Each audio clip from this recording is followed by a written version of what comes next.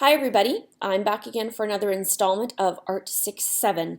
I didn't get a chance to see your finished works yet. Mr. Legranger assures me that I will get pictures of them when they are completely finished, so I look forward to seeing your phone cases and your selfies.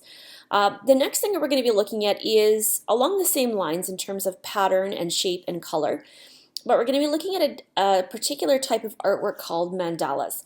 And so I'm going to put on a little slideshow video about what mandalas are and where they originated from.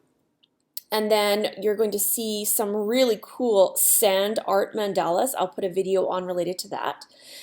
And then after that, you're going to look at some very simplistic design elements when creating a mandala. And then you're going to set to work and work on one of your own. So I'm going to set it up by just introducing mandalas a little bit and letting you see kind of what we're talking about.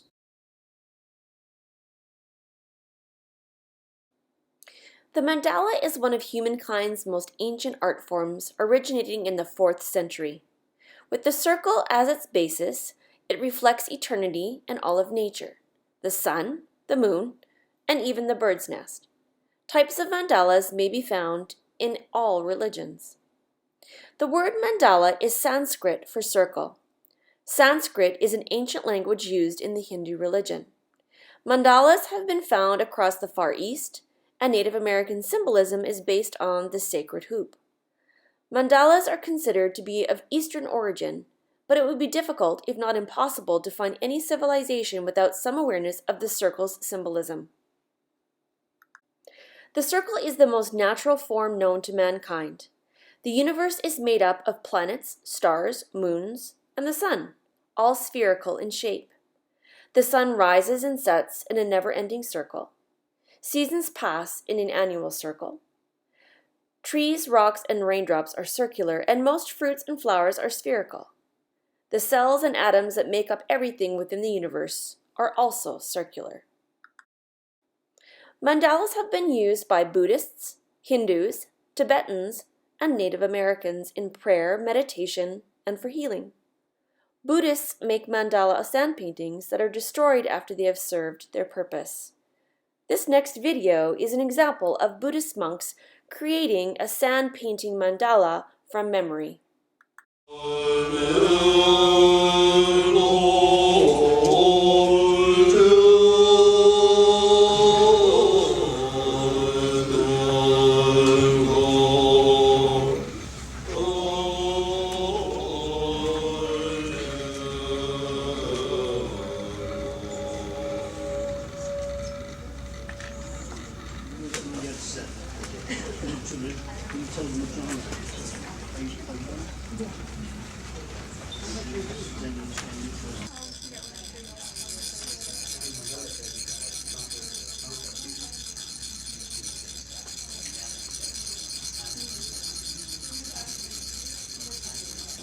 I'm not sure. Maybe.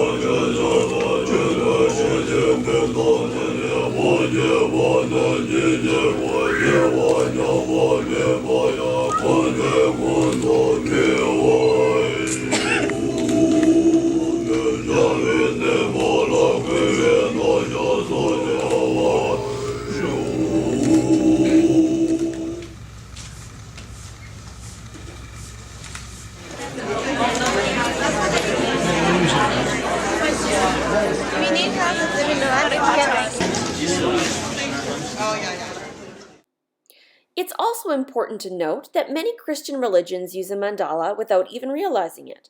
For example, Gothic cathedral rose windows with their intricate designs are clearly like mandalas. Babies as young as 1 week old prefer to look at circles over other shapes, which indicates that humans have an inborn desire to look at circular shapes. When children learn to draw, the circle is the first shape they make after random scribbling. What you may notice with the mandala is something called symmetry. We can look at this circle mandala and see that it is symmetrical because it is a mirror image of itself when you divide the image in half. This is called symmetrical balance. It is balanced because both sides are the same and it is equally weighted with shapes and colors on both sides. This mandala also displays what is called radial symmetry. This is when the elements of the drawing radiate from a central point, like the rays of a sun. Not only does everything radiate from the center, your eye naturally leads to the center, making it a strong point of attraction. Okay, so now you know a little bit about the history of mandalas. I'm going to explain to you what we're going to do, and then we're going to watch another YouTube video on some exemplars of different kinds of patterns and shapes that are quite simple that you can start with. In a little bit, each of you is going to get a shape that looks like this. And so this is just a template for you to start your mandala drawing. And you notice that it has the circles on it, and it also has lines drawn through it as well to help you maintain and get that radial symmetry that we talked about in the last little bit of the video.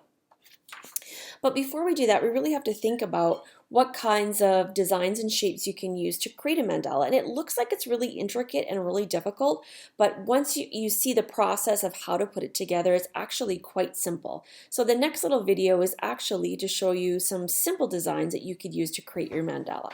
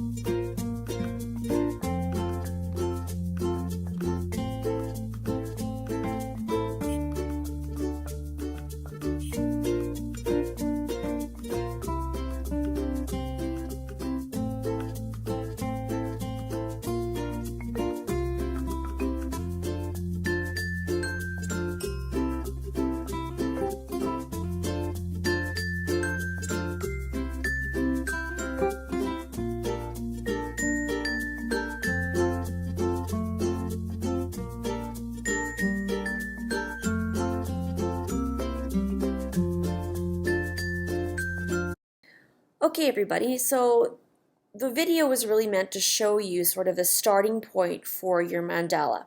One of the things that I want you to notice is when you start doing your drawing on here, you can start with a pencil if you prefer, because sometimes just mapping it out lightly is a nice way to get started so that you don't feel like you're messing up. But just remember that this is meant for you to just practice with. So you'll notice that in the center here that all these sections are the same size and all these sections are the same size. So what you want to do is you want to try and create the same shapes in each of these sections so they look pretty close to the same. So if I wanted to start in here, perhaps I wanted to start with a teardrop. One of the design elements was a teardrop. So I might do a teardrop in the center of each of these. And again, they're not all going to be perfect, but you want to try and get what we call radial symmetry. I'm going to make a little circle in the center here.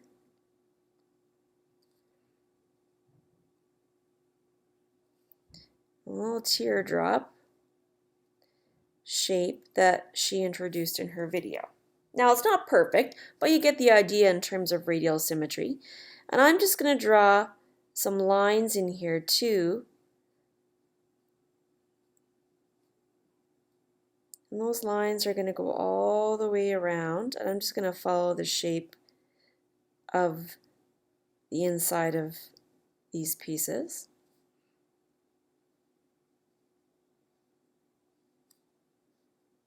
And just continue drawing my lines. Again, I'm just practicing right now, trying to get a feel for what it would look like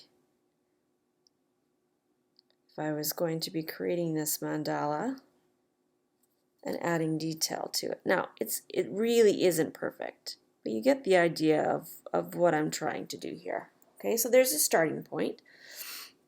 The next section I might want to do some of those big bumps. So maybe I do bumps this way, like one in each section, like this.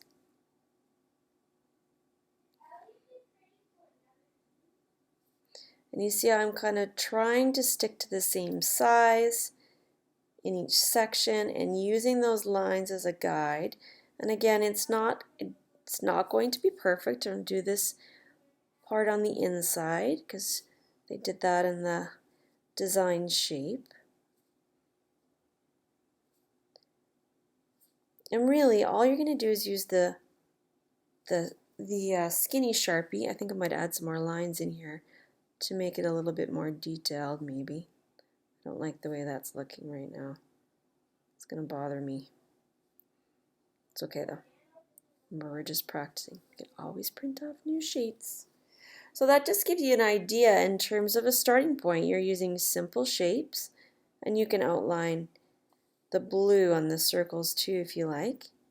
But all you're doing is you're taking those basic shapes that she started you with, and you're just sort of creating the mandala as you would like.